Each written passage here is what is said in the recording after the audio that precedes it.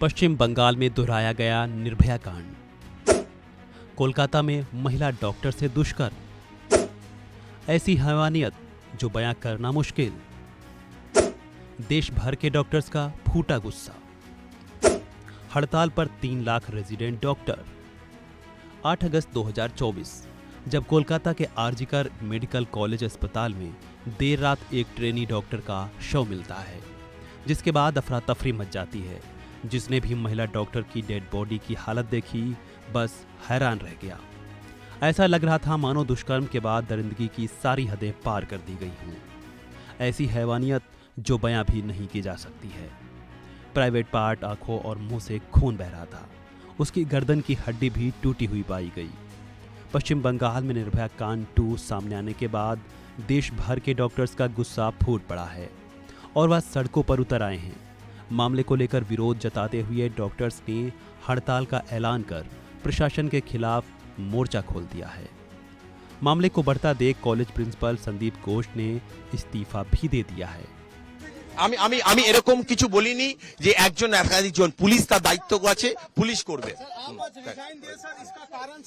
इसका कारण है मेरा बदनामी हो रहा है सोशल मीडिया में। मेरा मुख पे कुछ भी बोली जा रहा है, इसके कारण से। और एक ये जो लड़की का डेथ हुआ डॉक्टर, ये लड़की मेरा लड़की जैसा है। एक पेरेंट्स होने का नाते मैं रेजिग्नेशन देना सोचता हूँ, इसलिए मैं रेजिग्नेशन दे रहा हूँ। मेंटली मैं I don't like that this should happen to anyone in future. लेकिन मैंने उसको बचाने का कोशिश तो पूरी किया, लेकिन हमारा जो डिपार्टमेंट है, हमारा डिपार्टमेंट चेस्ट डिपार्टमेंट में उसका डेथ हो गया, तो it's really unavoidable. That's why I resign. Bengal से लेकर दिल्ली तक मामले को लेकर बवाल मचा है। एम्स दिल्ली समेत देश भर के सभी सरकारी अस्पतालों में ओपीडी सेवाएं प्रभावित हैं। घटना को लेकर देश भर के 3 लाख रेजिडेंट डॉक्टर हड़ताल पर हैं। कोलकाता पुलिस मुख्यालय लाल बाजार ने 3 जूनियर डॉक्टरों और एक हाउस स्टाफ को पूछताछ के लिए भी तलब किया है, जो कि घटना की रात ड्यूटी पर तैनात थे।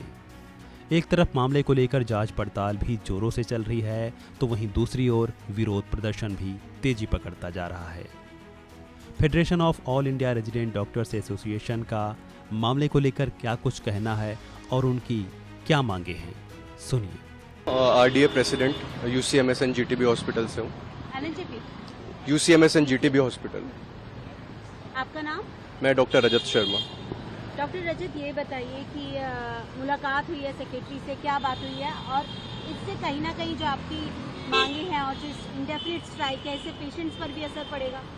जी, जैसा डॉक्टर साहब ने बताया कि पेशेंट पर जो असर वाली बात है, एज अ डॉक्टर हमने भी हिपोक्रेट्स का ओथ लिया है कि हम पेशेंट केयर के साथ कॉम्प्रोमाइज़ नहीं करना चाहते। मजबूरन आप मानिए, आप मीडिया कर्मी, अगर आपके साथ इस तरह की आपके किसी मीडिया कर्मी के साथ हो जाए तो आपके साथ किस तरह का एजिटेशन होगा। ब्यूरोक्रेट्स के साथ इस तरह का कुछ व्यवहार होता है तो उनका किस तरह का एजिटेशन होगा। एज अ मेडिकल फ्रेटर्निटी के रिप्रेजेंटेटिव्स ये हमारी ड्यूटी बनती है कि हमारे जो साथी मेडिकल डॉक्टर्स हैं उनकी प्रोटेक्शन की जो बेयर मिनिमम रिक्वायरमेंट्स है वो हम पूरी करें और उसकी मांग रखें। पूरी नहीं हो पा रही है। कुछ दिन पहले जीटीबी में भी इस तरह के इंसिडेंट हुए थे, हमने उस टाइम पर भी अपनी मांग उठाई थी, उस पर कुछ जो है कदम भी उठाए गए। लेकिन जो इस तरह की ब्रूटैलिटी है कि रेप तक बात चलेगी, मर्डर तक बात चलेगी, ये बहुत शर्मनाक है और दर्दनाक है। मतलब हम पूरा जो रेजिडेंट समुदाय है दहशत में है इस वजह से। हमने हेल्थ सेक्रेटरी से मुलाकात भी की है, लेकिन जब तक हमें रिटर्न में एश्योरेंस नहीं आ जाता तब तक हम अपनी मांगों पर अड़े रहेंगे। देखिए, जो घटना हुई है बहुत ही ज्यादा निंदनीय है। ऐसा आज तक के कभी डॉक्टरी के इतिहास में इंडिया में कहीं नहीं हुआ कि किसी ऑन ड्यूटी डॉक्टर का रेप हुआ और मर्डर हुआ। और हमें लगता है कि ये चीज जो है, इसको निंदा जो है हर डॉक्टर को, हर उस इंसान को जो डॉक्टरी से जिसका कभी ना कभी लेना देना रहा है, जो मरीज रहा है, कुछ भी है किसी के परिवार में, उसको निंदा करनी चाहिए। हमने कल इसके रिगार्डिंग एक नेशनल स्ट्राइक का एक नोटिस निकाला था फोडा के तहत। उसमें 4-5 डिमांड्स रखी थी। हम अभी भी उन डिमांड्स के साथ खड़े हैं। अगर वो डिमांड्स मानी जाएंगी, उन पे कुछ एड्रेस करा जाएगा, तो we will call off this strike. We don't want the patients to suffer. इसीलिए हमने अभी इमरजेंसी सेवाओं को बाधित नहीं किया है और वहां पे डॉक्टर्स की संख्या को बढ़ाया है। मांगे जैसे हमारे लेटर में है, सबसे पहली मांग तो जो एपीसेंटर है इस पूरे आंदोलन का, वो आरजीकर मेडिकल कॉलेज कोलकाता है। वहां के जो डॉक्टर्स ने मिला जुला के एक डिमांड ड्राफ्ट तैयार किया है सारी मांगों का। कल शाम की प्रेस रिलीज में वो आप लोगों के पास होगा, हम भी शेयर कर देंगे। वो मांगे पूरी होनी चाहिए। उसमें सबसे इंपॉर्टेंट मांग है कि उनके साथ सीबीआई इंक्वायरी करी जाए, कोई सेंट्रल एजेंसी जांच करे जो निष्पक्ष हो। एक ये मांग है। उसके अलावा उनकी मांग है कंपनसेशन की। हैरानी की बात है कि अभी तक जो मृतक है और मृतक का परिवार है उसको कोई भी कंपनसेशन अनाउंस नहीं करा गया। कहीं बाढ़ आती है, कहीं आग लग जाती है, तुरंत कंपनसेशन अनाउंस हो जाता है। यहाँ पे कुछ अनाउंस नहीं हुआ। उसके अलावा उनकी कुछ लोकल इंस्टीट्यूट की डिमांड्स हैं जो उनके अस्पताल की हैं, वो भी पूरी होनी चाहिए। और उसके साथ हमारी जो एक जुड़ी मांग है पूरे देश की, वो central health care protection act पे कुछ जल्दी से जल्दी ठोस कदम उठाने चाहिए।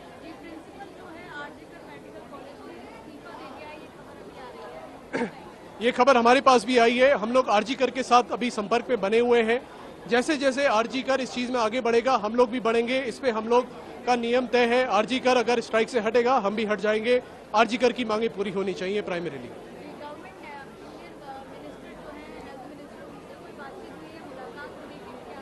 हमारा संगठन अभी मंत्रालय से लगातार संपर्क में है।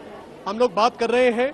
मंत्रालय ने अभी तक हमारा साथ ही दिया है और हमें पूरी उम्मीद है कि इस बार भी हमारी मांगों को अच्छे से सुना जाएगा और पूरा करा जाएगा। मैं लेडी हार्डिंग से हूँ। मैं आरडीए प्रेसिडेंट लेडी हार्डिंग से हूँ। आपका नाम? मेरा नाम डॉक्टर शारदा प्रसाद साहू है और हम लोग आज हेल्थ सेक्रेटरी से मिले थे और बाकी जो हमारे सेंट्रल गवर्नमेंट के एमएस एंड मेडिकल डायरेक्टर थे वो भी उस मीटिंग में प्रेजेंट थे।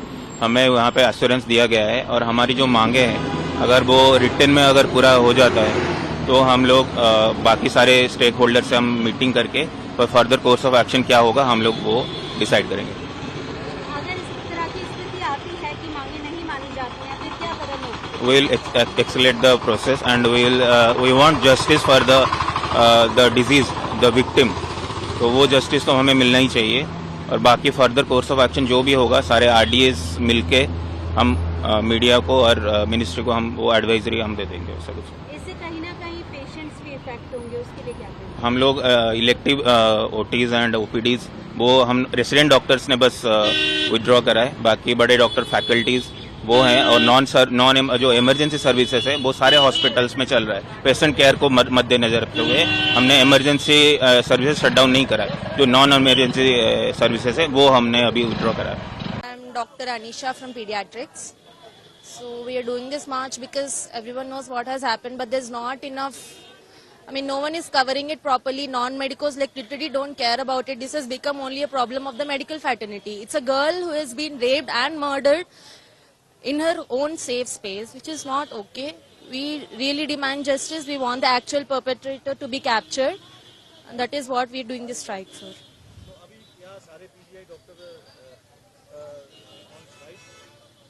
Sir, abhi to emergency services and emergency OTs are still running. Elective OTs and OPD बंद कर रखा है हमने आज से. So we are going on an indefinite strike till we get justice.